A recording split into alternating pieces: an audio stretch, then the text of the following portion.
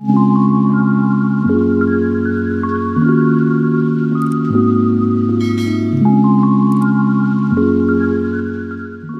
125. Aku adalah temanmu. Sudah. Kamu jangan berpikir lagi.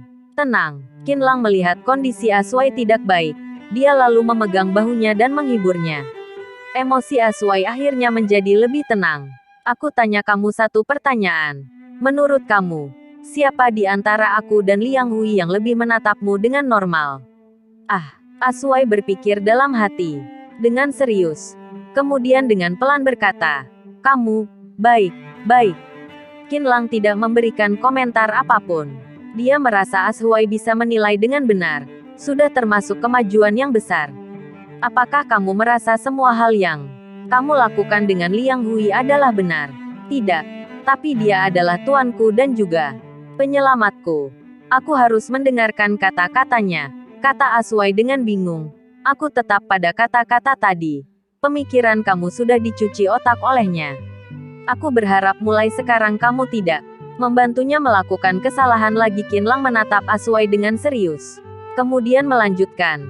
Aswai, siapa nama aslimu? Namaku Zhang Xiaofan. Nama yang bagus, kata Qinlang sambil tersenyum. Mulai sekarang kamu adalah teman aku. Lain kali kamu boleh datang mencariku, teman. Aswai bergumam dengan bengong. Dia melihat Qinlang dengan ragu, dan masih tidak berani percaya dengan ucapan Qinlang tadi. Kamu bilang aku adalah temanmu. Betul. Kita adalah teman. Atau juga bisa dibilang sahabat, kata Qinlang sambil tersenyum. Aswai menunduk. Dia menggunakan tangannya untuk menghapus air matanya. Teman. Kata yang begitu dia dambakan. Yang begitu jauh dan begitu asing baginya. Seorang pria tidak boleh nangis. Kalau kamu masih nangis, aku akan merasa malu, kata Qinlang sambil tersenyum. Aku tidak menangis. Aswai akhirnya punya teman. Dia mana mau mempermalukan temannya. Tapi kedua mata yang terlihat merah dari dalam topeng itu. Xiaofan, lain kali kalau Liang Hui menyuruh kamu membunuhku, apakah kamu akan membunuhku? Tidak. Aku tidak membunuh teman aku. Juga tidak akan membiarkan temanku dirundung, jawab Aswai tanpa ragu sedikit pun. Sahabat yang baik, Qinlang menepuk bahu Aswai dengan senang. Detik ini, Aswai memperlihatkan senyuman tulus dari dalam hati untuk pertama kali. Aku pergi dulu. Kalau Tuan tidak menemukanku, dia akan marah, kata Aswai kepada Qinlang. Baik. Tapi aku berharap kamu ingat semua yang aku katakan tadi. Tatapan Qinlang tidak ada rasa kasihan. Tidak ada diskriminasi. Tidak menertawakan. Hanya tatapan kepada seorang teman. Baik, Aswai mengangguk. Ketika dia berbalik, tatapan dia mengarah sekali lagi ke Jia. Jia, kamu peluk Aswai sekali sana, kata Qinlang. Wu Yiyuan juga menarik Jia keluar. Tapi Jia malah semakin bersembunyi di belakangnya. Qinlang tersenyum canggung kepada Aswai. Tidak tahu bagaimana perasaan Aswai. Dia kemudian berjalan menjauh. Jia, Aswai adalah penyelamatmu. Kalau kamu memperlakukan dia seperti itu, dia akan sedih, kata Qinlang kepada Jia, sambil jongkok di depannya. Tapi dia adalah setan. Setelah itu, dia berlari dan memeluk Wu Yiyuan lagi. Sepertinya dia masih takut dengan wajah Aswai. Qinlang menghela nafas. Anak-anak selalu mengatakan apapun yang terlewat di kepala mereka. Ditambah lagi intelektual. Jia juga bermasalah. Qinlang memanggil taksi. Dia membawa Wu Yiyuan dan Jia ke kantor polisi. Qinlang ingin lihat kedua orang yang membawa Jia pergi itu. Apa sebenarnya alasannya? Polisi yang menangani kasus mereka ini membawa mereka ke ruang interogasi. Lewat jendela, mereka berdua bisa melihat kedua pelaku itu sedang diinterogasi. Tapi, melihat kedua polisi yang menginterogasinya berekspresi stres, Qinlang bisa menebak bahwa proses interogasinya tidak berjalan dengan baik. 2 jam kemudian, kedua polisi yang menginterogasinya berjalan keluar. Qinlang dan Wu Yiyuan juga sudah selesai membuat laporan.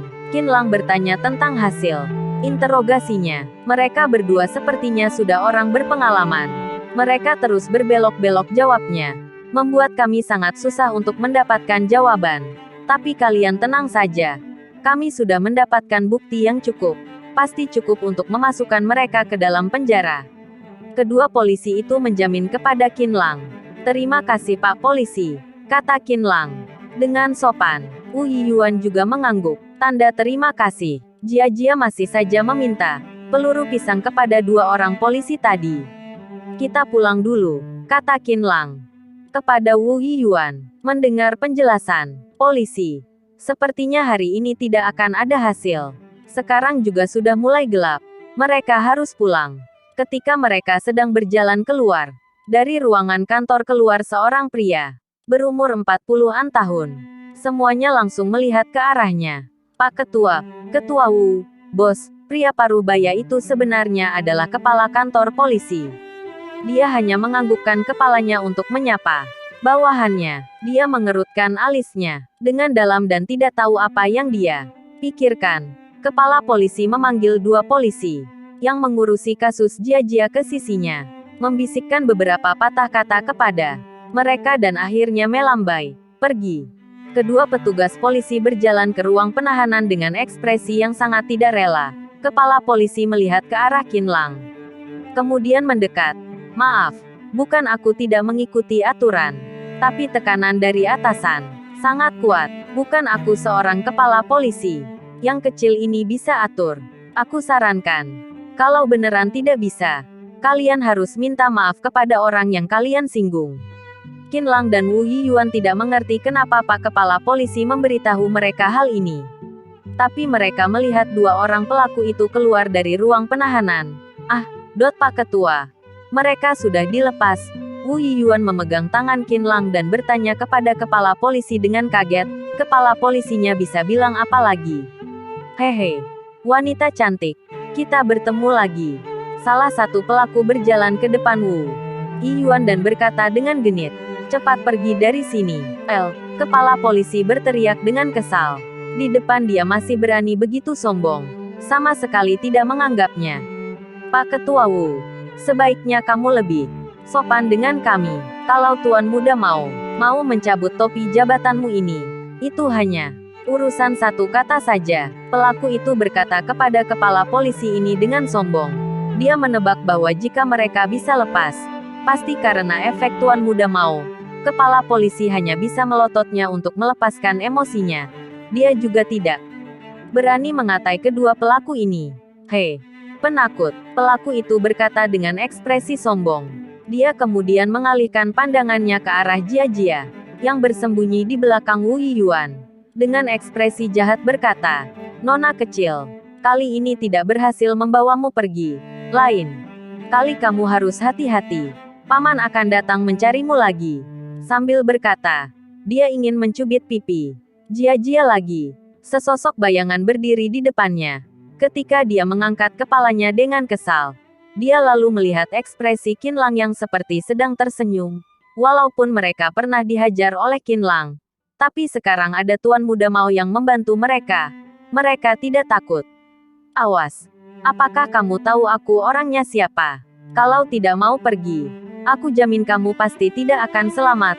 Salah satu pelaku menunjuk ke arah Qin Lang sambil memarahinya. Oh, aku beneran tidak tahu kalian anak buah siapa. Boleh diceritakan? Sepertinya kamu sudah bosan hidup. Dengarkan baik-baik. Kami adalah bawahan Pangeran Mao Yi. Takut kan? Penakut. Salah. Satu pelaku yang lain berkata, aku tidak mengenal yang namanya Mao Yi. Tapi kalau ucapan kalian masih tidak bisa diubah, aku tidak akan sungkan dengan kalian. Tatapan Qin Lang menjadi lebih dingin. Apanya yang Mao Yi? Dengan status dia, mana perlu peduli dengan orang-orang ini? Sialan. Kamu sombong juga. Emang, kenapa kalau ucapanku tidak bersih?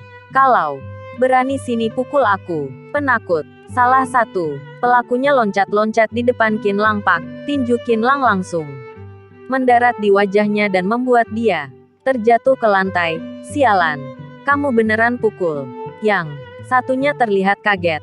Ketika dia sadar, tinju Qin Lang sudah mendarat di hidungnya dan membuat dia terjatuh. Ketua Wu. Dia memukul orang di Depan kamu, cepat tangkap dia.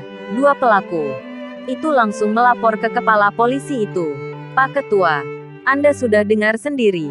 Mereka yang menyuruhku memukulnya, kata Qin Lang dengan ekspresi tidak bersalah. Selesai berkata, Ja berpamitan dengan Pak Kepala Polisi dan yang lain. Kemudian dia membawa Wu Yiyuan dan Jia keluar. Melihat kepergian Qin Lang dan Wu Yiyuan, kepala polisinya menghela nafas. Sebenarnya melepaskan kedua orang pelaku ini dari atasan hanya memberikan alasan secara formal saja. Sebenarnya tujuan utama mereka adalah mau menjebak dan mendapatkan bukti lebih banyak terkait Kimen, sehingga bisa melenyapkan organisasi ini sekaligus. Qin Lang memanggil taksi dan pulang bersama mereka. Wu Yiyuan masak malam. Setelah selesai makan, Wu Yiyuan membawa Jia pergi tidur. Qin Lang terus duduk di sofa. Setelah Wu Yiyuan keluar dari kamar Jia, Qin Lang baru memanggilnya ke sisinya. Kenapa ada orang yang terus datang ke rumah untuk memukulmu? Tanya Qin Lang dengan serius. Tiba-tiba mengungkit hal ini membuat Wu Yiyuan sedikit panik. Kamu bicara apa? Siapa yang memukulku? Kakak Wu Yiyuan, kamu jangan menipuku lagi. Hari ini di sekolah pendidikan khusus, Jia sudah memberitahuku. Malam hari akan ada orang yang datang ke sini, memukulmu dan menarik kamu ke dalam kamar. Mendengar Qin Lang sudah tahu semuanya, Wu Yiyuan langsung terkulai, lemas di sofa. Apa yang sebenarnya terjadi? Ceritakan kepadaku. Mungkin aku bisa membantumu, kata Qin Lang dengan pelan. Kamu tidak sanggup membantuku, tapi kasih tahu kamu juga tidak apa-apa. Wu Yiyuan berkata dengan tenang. Sebenarnya, dulu aku punya pacar. Hidup kami sangat bahagia waktu itu. Jangankan memukulku, semua orang yang melihatku akan bersikap sopan. Tapi terjadi sesuatu setelah itu. Dia dipaksa pergi dari Jinling. Tidak ada perlindungannya. Aku mulai dirundung oleh orang lain. Siapa dia? Kenapa bisa meninggalkanmu? Firasat pertama Qin Lang adalah Wu Yiyuan mendapatkan seorang pria sampah. Bukan dia yang meninggalkanku, tapi karena terpaksa makanya dia harus pergi. Wu Yiyuan melihat ke arah Qin Lang. Apakah kamu tahu organisasi Naga Biru? Dia adalah ketua dari organisasi Naga Biru. 2 bulan yang lalu, organisasi itu dihancurkan sampai akarnya oleh seorang tuan muda. Tuan muda itu tidak memperkenan ada jejak organisasi Naga Biru tersisa di Jinling. Kalau dia bertahan di sini, pasti akan dibunuh. Jadi dengan terpaksa dia pergi. Organisasi Naga Biru. Qin Lang langsung bengong mendengarnya. Karena dia yang menyuruh Kong Lianxian membereskan organisasi Naga Biru. Tidak disangka orang yang mengusir pacar Wu Yiyuan adalah dia. Dengan pura-pura bodoh dia bertanya. Aku dengar organisasi Naga Biru adalah kanker busuk di Jinling. Tuan muda itu mungkin melakukan hal yang baik. Hal baik. Tatapan Wu Yiyuan terlihat ada kebencian. Dia memaksa pacarku pergi dan menyebabkan aku seperti ini. Apanya yang hal baik? Apakah semua orang organisasi Naga Biru adalah orang jahat?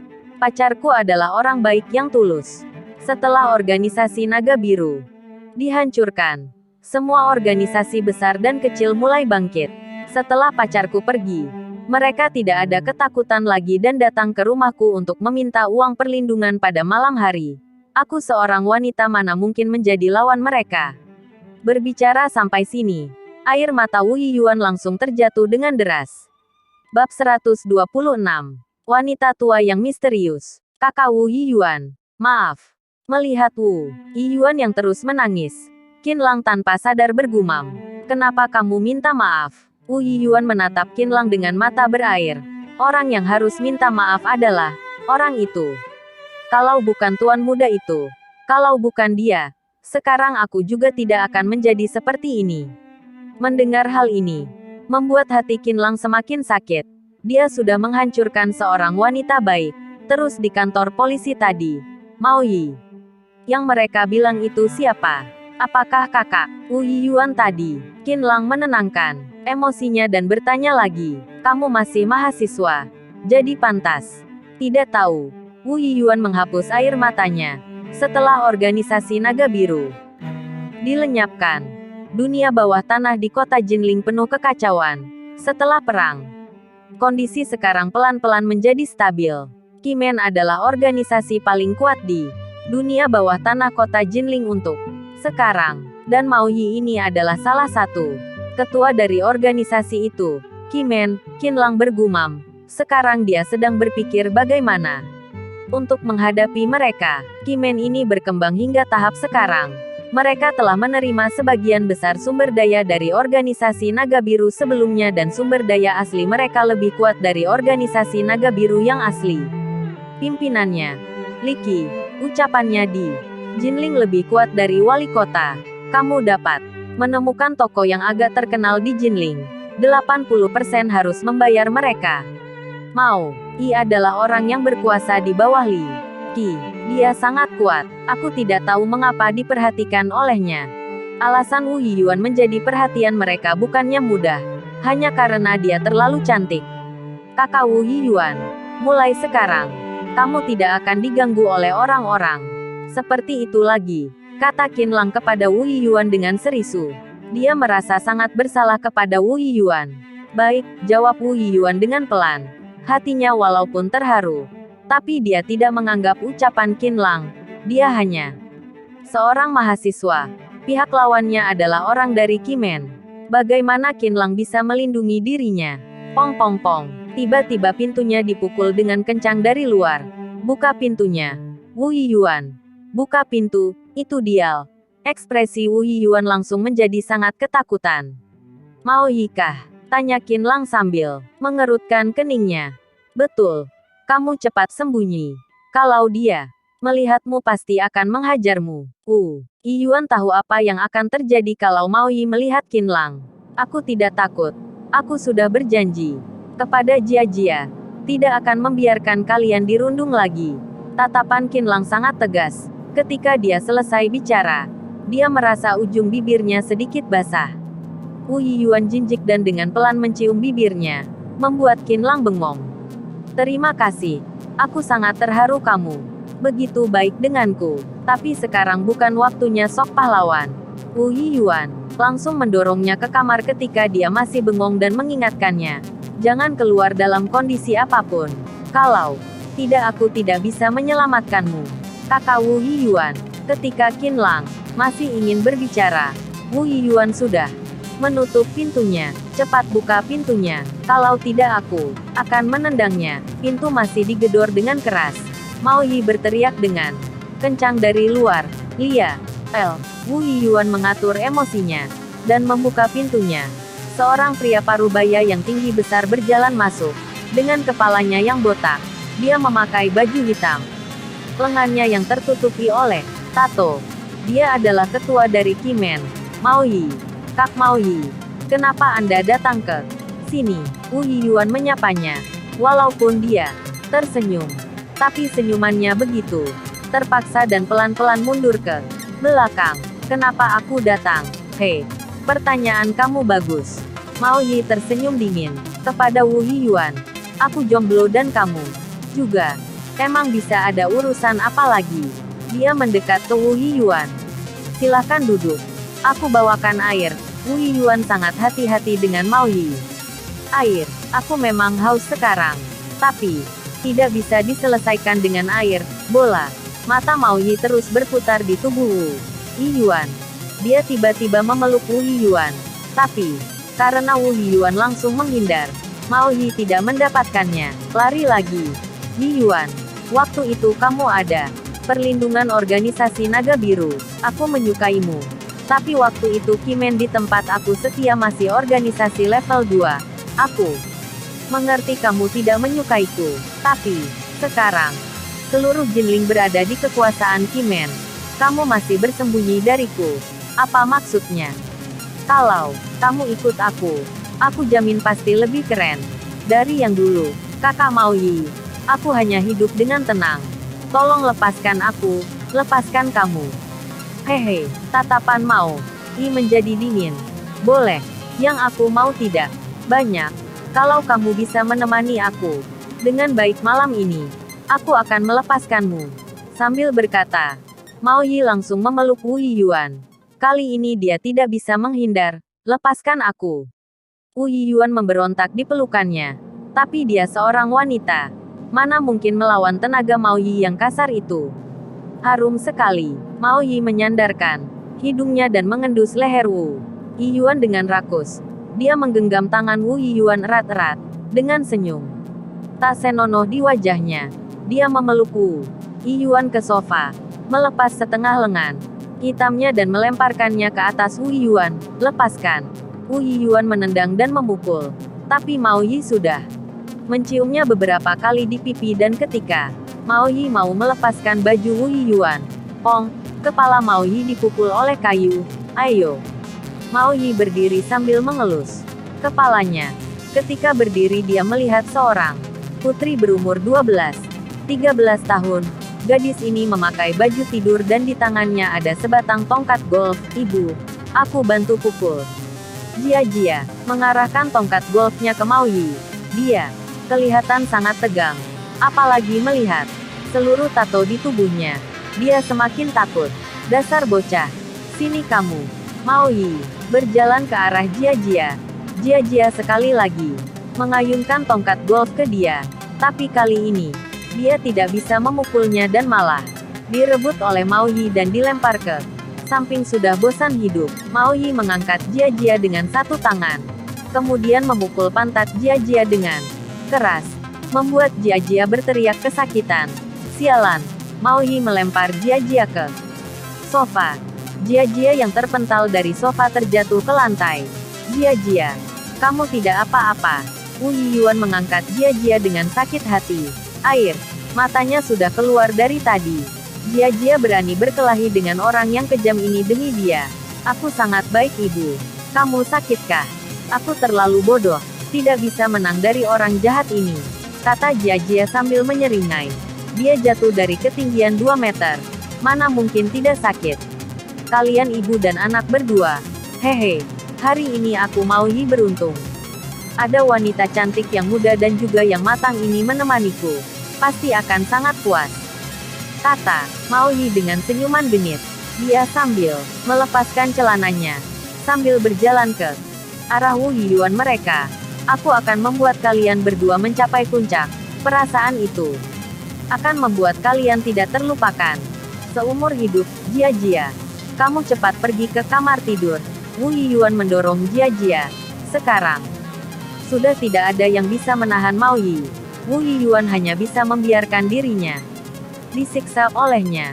Jia masih anak kecil yang belum dewasa. Mana bisa. Aku tidak mau pergi. Aku mau melindungimu.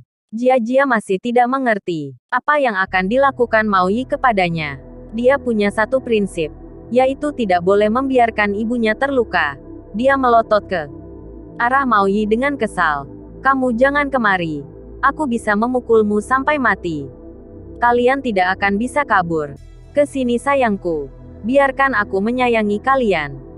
Dengan baik, Mao Yi sambil berjalan ke arah mereka sambil membuka celana. Sekarang, dia hanya memakai celana dalam berwarna biru gelap. Selain itu dia sudah terlanjang bulat. Brak. Saat ini, pintu kamar tidur terbuka dan terbentur ke dinding dengan keras. Mao Yi terkejut dan langsung melihat ke arah kamar tidur. Sialan kamu. Qin Lang berlari ke arahnya dengan sangat marah. Di tangannya ada sebuah lampu meja dan langsung diarahkan ke wajah Mao Yi. Mao Yi langsung berdarah dan terjatuh ke lantai. Kakak Wu Yiyuan, cepat berdiri. Qin Lang langsung membantu Wu Yiyuan dan Jia berdiri. Dia menarik mereka dan berjalan ke arah pintu keluar dan bersiap untuk pergi. Berhenti kalian.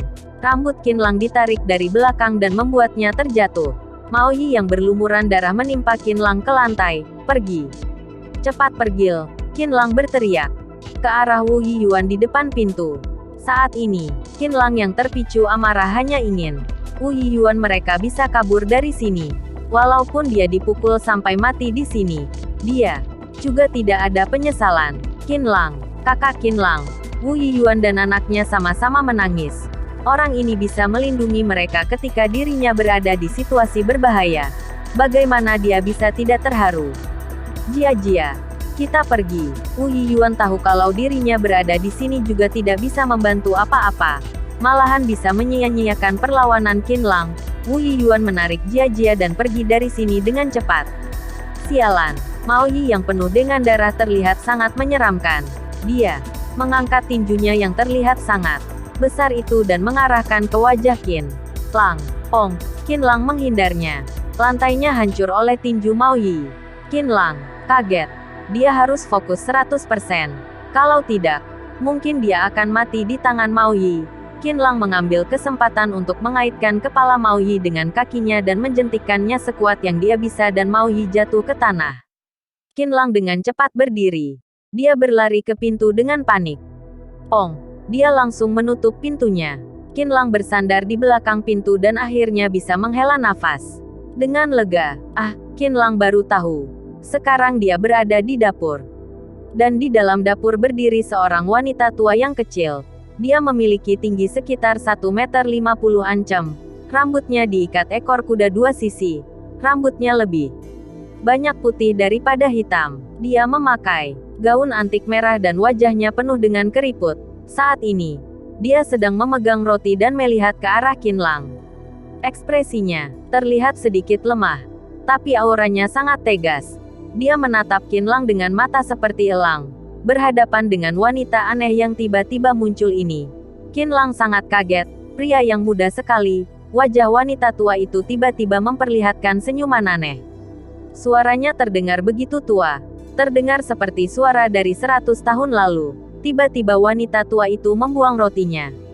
Kakinya sedikit bergerak. Dalam satu kedipan dia sudah berada di depan Qinlang. Tangannya langsung mencekik leher Qinlang. Qinlang ketakutan oleh hal-hal aneh di depannya dan segera melarikan diri ke samping. Tangan wanita tua itu benar-benar menembus pintu. Wanita tua itu menoleh dan hendak menyerang Qinlang lagi. Buka pintunya. Saat ini, Mao Yi mendobrak pintu dan berjalan masuk. Daun pintunya menabrak kepala wanita tua itu. Astaga, ada ibunya Wu Yiyuan juga. Mao Yi berkata kepada wanita tua ini. Wanita tua, lebih baik kamu keluar dari sini. Daripada aku melukai tangan dan kaki tuamu itu. Lancang. Mendengar Mao Yi tidak sopan dengannya, wanita tua ini langsung marah. Dia mengangkat lengan baju antiknya, dan sebuah sendok di lemari dapur terbang ke arah Mao Yi. Segera setelah Mao Yi melarikan diri, sendoknya membuat lubang besar di daun pintu dan wanita tua itu terbatuk-batuk. Sialan. Ternyata seorang pesulap. Brengsek. Pesulap tua seperti kamu. Aku sudah banyak melihatnya. Mao Yi sama sekali tidak menganggap wanita tua ini. Dia berjalan ke arah wanita tua itu dan menggunakan lengannya untuk mencekik leher wanita tua. Sialan. Kalau kamu tidak tahu diri, aku akan mengantar kamu ke neraka. Wanita tua itu ternyata tidak bisa melawan Mao Yi. Tubuhnya terangkat oleh Mao Yi dan beneran mungkin dibunuh oleh Mao Yi. Wajah wanita tua itu langsung memerah. Saat ini dia hanya bisa memberikan kode ke Qinlang. Qinlang mengambil sebuah panci dan melemparkannya ke arah Mao Yi. Mao Yi, demi menghindar dia hanya bisa melepaskan wanita tua ini. Mati kamu. Dalam sekejap mata, wanita tua itu mengambil pisau dapur di atas talenan dan menyayatnya tanpa ampun. Ketika pisau dapurnya diturunkan, segaris darah terjatuh ke lantai dari pisau itu. Bab 127. Bagaimana dia bisa menjadi seperti ini? Mao Yi yang dipeluk oleh Qinlang terus mendesah kesakitan di wajahnya. Dari kening hingga dagu pelan-pelan muncul satu gari darah. Awalnya darah segar mengalir keluar, kemudian diikuti oleh darah-darah yang semakin gelap warnanya. Mao Yi membuka matanya dengan lebar dan menatap wanita tua itu dengan bengong. Dia masih tidak percaya sampai detik terakhir hidupnya. Dia bisa bertemu wanita tua yang begitu hebat. Lehernya tiba-tiba menjadi keras dan tidak bernafas lagi. Qinlang juga tercengang. Dalam sekejap tadi, dia hanya melihat sebuah kilatan melewati matanya. Jarak pisau itu ke Qinlang hanya 10 cm. Satu tetesan darah hangat terjatuh ke lengan Qinlang. Dia yang kaget langsung melepaskannya. Mao Yi terjatuh lemas ke lantai. Dia melihat wanita tua itu berlutut di lantai. Dia mendekatkan kepalanya ke kepala Mao Yi, dan ternyata dia menggunakan mulutnya untuk menghisap darah yang keluar dari kepala Mao Yi. Srut-srut, begitu menyeramkan. Qin Lang sangat kaget dengan penampakan di depannya. Dia tidak berani bergerak, karena dia takut hanya dalam satu gerakan wanita tua itu akan menghabisinya. 1 menit kemudian, wanita tua itu mengangkat kepalanya. Dia mengelap darah segar yang keluar dari sudut bibirnya dengan pelan, sambil bergumam, rasanya masih enak. Kalimat ini membuat tulang Qin Lang semakin bergidik dan hatinya sangat kacau sekarang. Kamu, saat ini, tatapan wanita tua itu mengarah ke Qin Lang. Hati Qin Lang bergetar. Dia mengangkat kakinya dan menendang wanita tua itu. Dia melihat wanita tua itu membunuh. Dia pasti akan dibunuhnya olehnya juga. Qin Lang ingin menggunakan keuntungannya untuk menaklukkan wanita tua itu.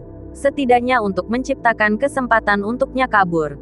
Mata wanita tua itu memadat dan dia mengulurkan tangannya dan dengan lembut menyentuh telapak kaki Qin Lang. Qin Lang langsung merasa sakit dan mati rasa. Kakinya menjadi lemas dan terjatuh ke lantai. Sebelum dia bisa bereaksi, pisau dapur yang menewaskan Mao Yi barusan langsung menancap ke lemari dapur di sebelah wajah Qin Lang. Jaraknya hanya kurang dari 10 cm dari wajah Qin Lang. Qin Lang memandangi bilahnya. Masih ada noda darah pada bilahnya dan dia tanpa sadar menelan ludah. Karena kamu menyelamatkanku, aku akan mengampunimu. Mulai sekarang kita tidak saling berhutang satu sama lain. Wanita tua itu sudah berdiri. Tidak ada kedinginan di matanya. Hanya sedikit emosi. Mengejek. Seolah mengejek Qin Lang yang tidak tahu kemampuannya sendiri. Anehnya, suaranya banyak berubah. Saat ini, tidak lagi seperti wanita tua berusia 70-an atau 80-an sebelumnya, tetapi seperti wanita berusia 40-an. Matanya sedikit lebih terang, sambil berkata, wanita tua itu berjalan ke jendela yang terbuka. Apakah dia masuk melalui jendela? Qin Lang menyadari gorden jendelanya rusak. Sebuah pikiran melintas di benaknya. Apa yang dia lakukan sekarang? Lompat dari gedung. Ini lantai 9, senior. Melihat wanita tua itu ingin meloncat, Qin Lang langsung berteriak. Kemudian, wanita tua itu bergerak tiba-tiba. Dan dia sudah melompat keluar jendela. Qin Lang segera berdiri dan berlari ke jendela. Ketika dia melihat pemandangan di luar jendela, Qin Lang membuka mulutnya lebar-lebar. Dia terlalu terkejut untuk mengatakan sepatah kata pun. Dia melihat bahwa wanita tua itu tidak jatuh dari gedung seperti yang dibayangkan dirinya, tetapi melayang turun seperti pahlawan dalam film dan serial TV. Dia menginjak pintu yang lebih pendek di luar kompleks dan setelah naik turun, dia menghilang. Qin Lang melihat ke bawah dengan obsesif. Dia masih tidak percaya apa yang dia lihat. Ketika Qin Lang sadar kembali, dia baru melihat ke arah Mao Yi. Darah di kepalanya sudah setengah kering. Tidak ada darah segar yang mengalir keluar lagi. Sepertinya sudah dihisap sampai kering oleh wanita tua itu. Qin Lang melewatinya dan berjalan keluar dapur. Qin Lang saat ini, Wu Yiyuan masuk ke dalam dengan hati-hati. Melihat Qin Lang, dia langsung berjalan ke sampingnya dan memeriksanya apakah dia terluka. Di mana dia? Wu Yiyuan bertanya dengan khawatir. Sudah mati. Qin Lang berkata sambil melihat ke arah dapur. Sudah mati. Wu Yiyuan kaget. Dia pelan-pelan berjalan ke dapur. Ketika membuka pintunya, dia langsung melihat Mao Yi yang sudah mati dan menjadi mayat kering. Tenggorokannya langsung bergejolak. Dia membungkuk dan muntah beberapa kali. Kenapa bisa begini? Wu Yiyuan berusaha mempertahankan rasa jijiknya. Kemudian berjalan ke samping Qin Lang. Mao Yi adalah ketua Kimen. Membunuh dia bukan hal kecil. Mungkin saja harus mempertaruhkan nyawa. Kita cepat kabur sebelum orang Kimen datang ke sini. Sambil berkata, Wu Yiyuan menarik tangan Qin Lang dan bersiap lari keluar. Kakak Wu Yiyuan, kamu jangan khawatir. Hal ini tidak ada hubungan denganmu. Percaya padaku. Aku akan membereskannya. Qin Lang menahan Wu Yi Yuan sambil berkata, "Ayah, kenapa kamu tidak mengerti? Aku sudah bilang kalau Mao Yi bukan orang biasa.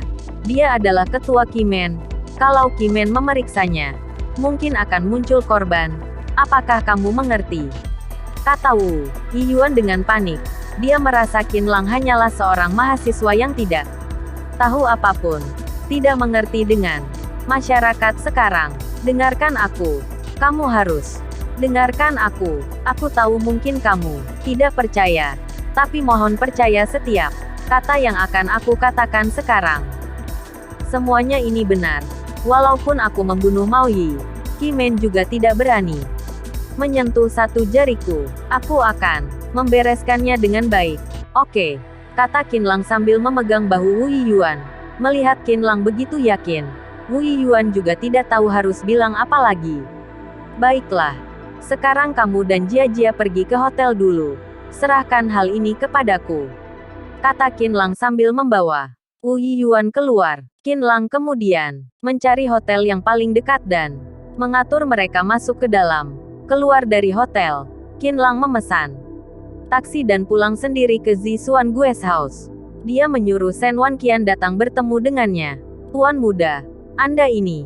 Melihat tubuh Qinlang yang kotor, Shen Wanqian bertanya dengan panik. "Tidak apa-apa." Qinlang sekarang tidak peduli dengan kondisi bajunya.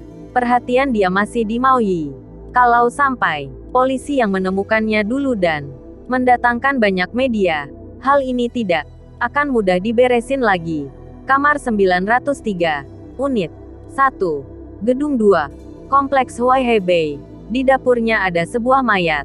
Mayat itu bernama Mao Yi, salah satu ketua Kimen. "Kamu langsung suruh orang beresin, Lia." Shen Wanqian yang mendengarnya langsung kaget. Dia kaget bukan karena Kimen, tapi dia memikirkan bahwa orang yang mati itu mencoba melukai Qinlang. Dia memikirkan Qinlang punya kemungkinan yang membahayakan nyawanya. Shen Wanqian menjadi sangat panik. Setelah dia menyuruh bawahannya untuk membereskan mayatnya, dia kembali ke sisi Qinlang dan langsung berlutut di depannya. Bawahan gagal untuk melindungi. "Tuan muda, tolong diberikan hukuman." "Tuan muda, sudahlah. Berdiri," kata Qinlang dengan pelan. Malam ini kejadian tiba-tiba. Walaupun terjadi sesuatu dengan dirinya, juga bukan tanggung jawab Shen Wanqian. Qinlang kemudian memberitahunya satu kali lagi. Shen Wanqian baru berdiri.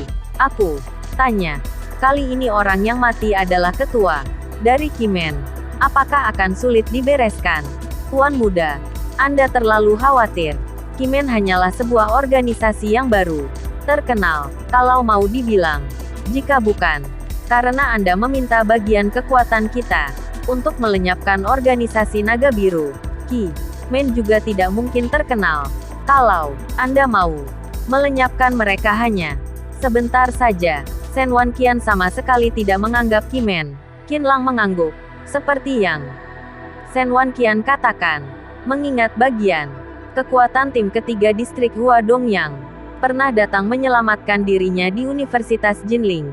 Menghadapi Kimen hanyalah masalah kecil. Kalau mereka berani menyerang Anda, apakah perlu dilenyapkan sampai akar-akarnya? Sementara tidak perlu. Tunggu masalah Mao Yi selesai baru kita bicarakan, kata Qinlang sambil berpikir. 1 jam kemudian, orang yang diutus oleh Shen Wanqian telah memberi kabar.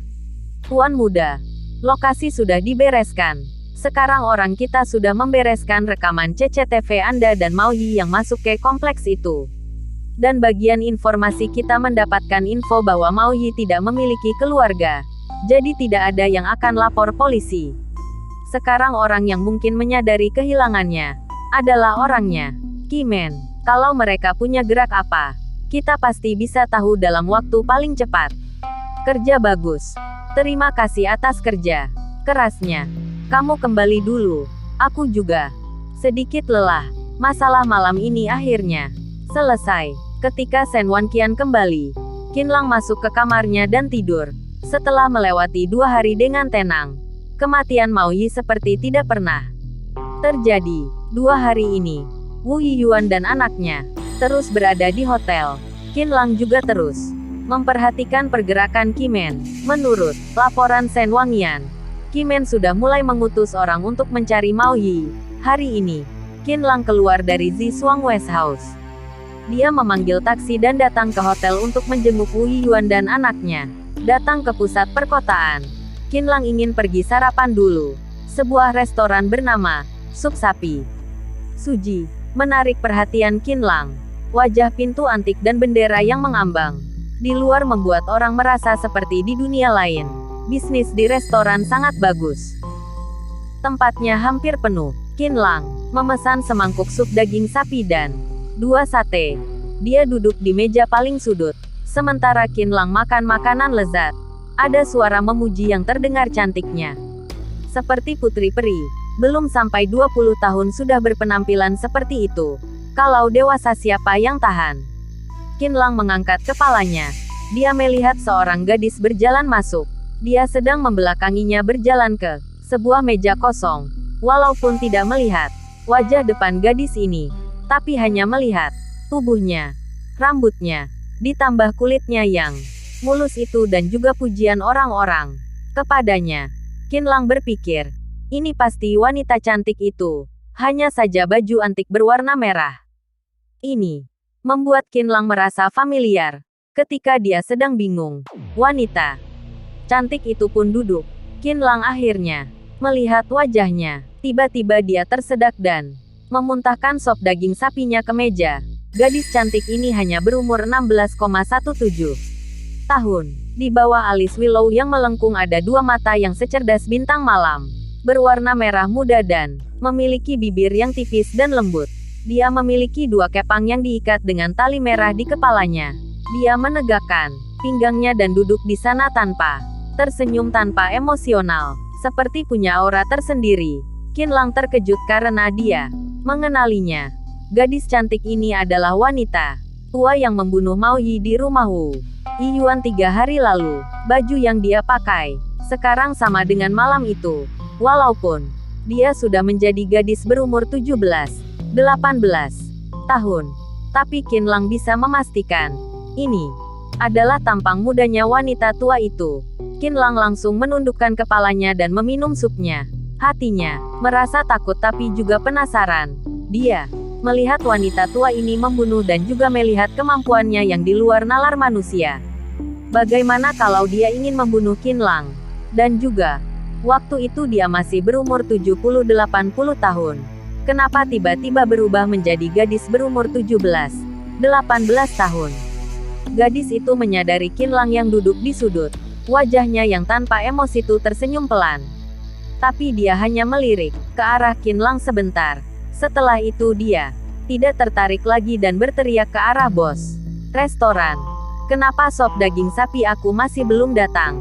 Suara dia bukan lagi suara wanita tua berumur 70-80 tahun. Tapi sudah menjadi suara gadis berumur 16,17 tahun. Suaranya begitu jernih. Bab 128. Nenek yang berumur 17 tahun. Ai, wanita cantik, silahkan sop daging sapi Anda. Saat ini, bos restoran membawakan sop daging sapi yang panas ke depannya. Bos juga bingung. Kamu masuk tidak memesan. Siapa yang tahu kamu mau makan apa? Tapi melihat wajah cantik gadis ini, bos tetap tersenyum kepadanya. Ketika bos meletakkan sop daging sapinya dan mau pergi, gadis itu mengambil sendok dan mencoba sopnya. Tiba-tiba dia mengerutkan keningnya.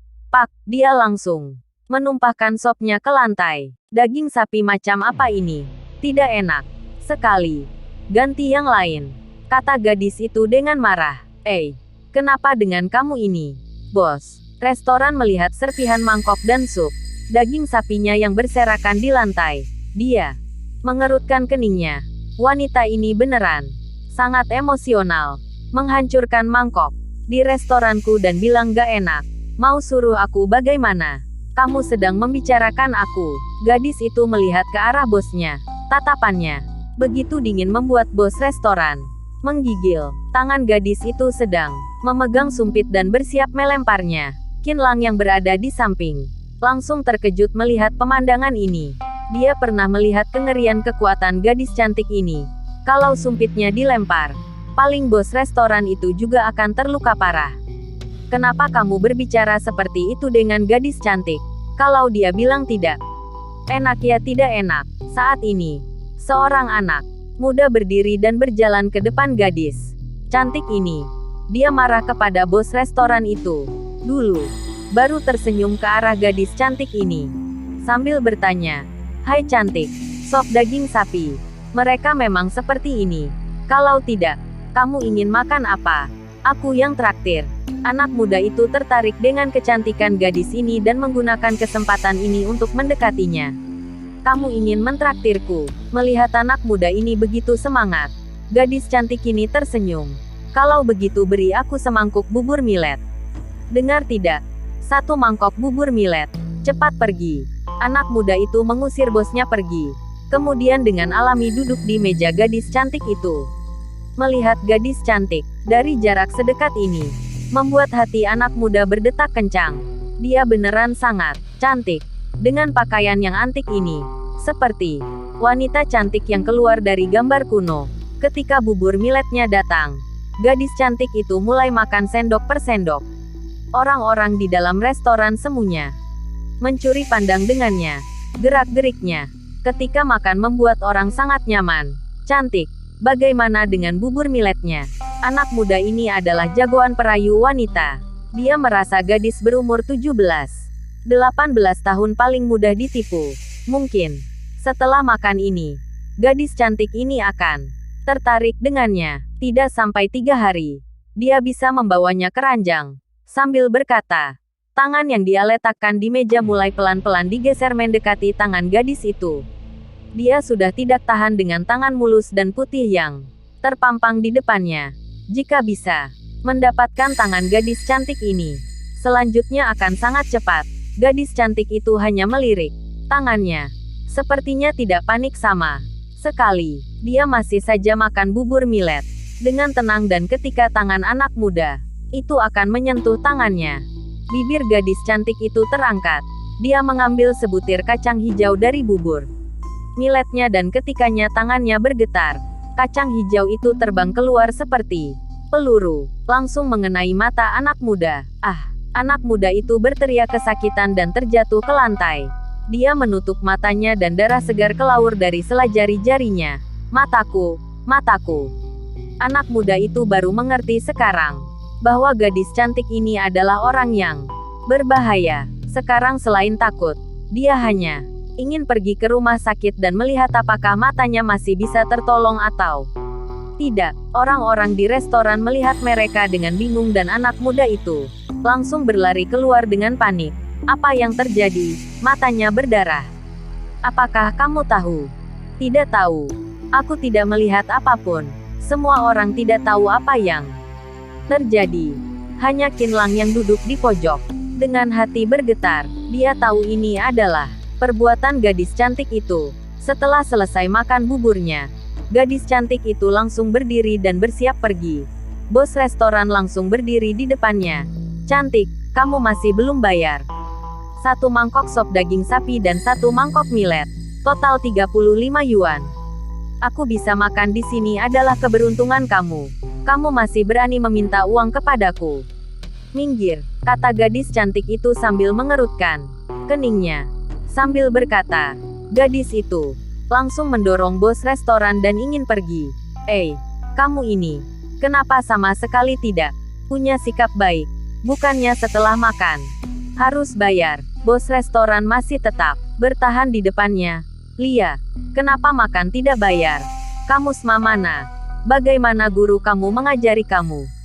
Tampangnya cantik, tapi tidak kualitas sama sekali ya." "Bos restoran ini hanya bisnis kecil. Kalau kamu tidak bayar, kami juga tidak setuju." Para pelanggan di restoran ini juga mendukung bos restoran. Walaupun mereka merasa gadis ini cantik, tapi mereka masih punya akal sehat. Hal ini memang salah gadis ini. "Apakah kalian semua sudah bosan hidup?" Mata gadis itu menyapu ke semua orang. Dia dengan tubuh kecilnya sama sekali tidak terlihat takut ataupun panik. Dia terlihat begitu tenang dan agung, dan Senyuman di antara alisnya membuat jantung orang berdebar-debar tanpa sadar tidak tahu sejak kapan. Di dalam tangan gadis itu sudah ada belasan silet, yang biasanya dipakai untuk pangkas rambut. Juga tidak tahu bagaimana dia memegang belasan silet itu tanpa melukai tangannya sendiri. Aku bantu dia bayar. Kilatan siletnya mengenai Qinlang. Dia tiba-tiba memiliki firasat buruk. Belasa silet ini kalau terbang keluar, mungkin semua orang di restoran ini akan mati. Dia tanpa ragu masuk ke kerumunan dan berdiri di depan gadis cantik itu. Bukannya hanya 35 yuan. Biar aku yang bayar saja. Ditambah punya aku juga. Ini semuanya, kata Qinlang sambil tersenyum ke arah bos restoran. Sambil berkata, dia mengeluarkan HP-nya dan membayarnya. Sudah bisa kan? Kami pergi dulu. Qinlang melihat ke arah gadis cantik itu. Qinlang baru sadar ternyata dia sedang menatap dirinya dengan senyuman. Qinlang tersenyum canggung. Senior, aku sudah bayar uangnya. Kau tak bisa pergi.